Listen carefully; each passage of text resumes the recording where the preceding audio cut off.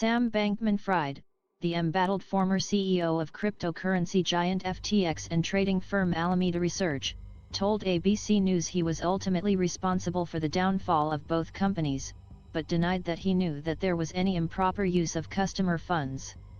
"I really, deeply wish that I had taken a lot more responsibility for understanding what the details were of what was going on," he said. "I should have been on top of this, and I feel really bad and regretful that I wasn't," he said.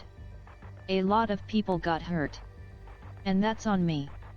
Bankman-Fried spoke to George Stephanopoulos and ABC News for his first network interview since both companies in his cryptocurrency empire filed for bankruptcy this month. He addressed rumors that have swirled since the collapse and discussed his uncertain path forward. The interview took place in the Bahamas island of Nassau, where FTX was headquartered. Watch George Stephanopoulos' full interview with Sam Bankman-Fried on Good Morning America on Thursday. FTX filed for bankruptcy protection in November after a rival cryptocurrency exchange announced it was backing out of a plan to acquire it. The filing follows reports that FTX used deposits to pay Alameda Research creditors, a claim reportedly made by former Alameda Research CEO Caroline Ellison during a call in early November. Bankman-Fried said he was not aware that was true, but said Alameda had a large position open on FTX that was over-collateralized a year ago. He also partially blamed a market collapse that threatened that position quite a bit, as well as mismanagement.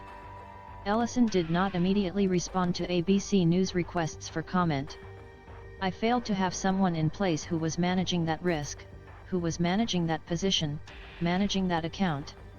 I failed to have proper oversight that led to the crash of FTX," Bankman-Fried said. In the interview, Bankman-Fried also denied he witnessed any illegal drug use by FTX employees, and he said reports that he and Ellison were in a polyamorous relationship are false, and his romantic relationship with Ellison lasted only 6 months. "I lived with a bunch of monogamous couples when I was here, some of whom got married over the course of their time here.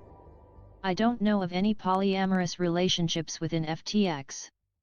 Bankman-Fried, 30, said he currently owns just one ATM card and has $100,000 in his bank account, a drastic reversal from the estimated $20 billion net worth that thrust him into the spotlight.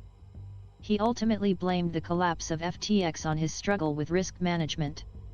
"There is something maybe even deeply wrong there, which was I wasn't even trying. I wasn't spending any time or effort trying to manage risk on FTX, and that was obviously a mistake," he said. "If I had been spending an hour a day thinking about risk management on FTX, I don't think that would have happened. And I don't feel good about that." Today, Bankman-Fried said his focus is on working through the regulatory and legal processes and trying to focus on what I can do going forward to be helpful. In the future, he said he hopes he will be able to say he made it up to everyone who got hurt. He added, "At the end of the day, it's not my call what happens. And the world will judge me as it will."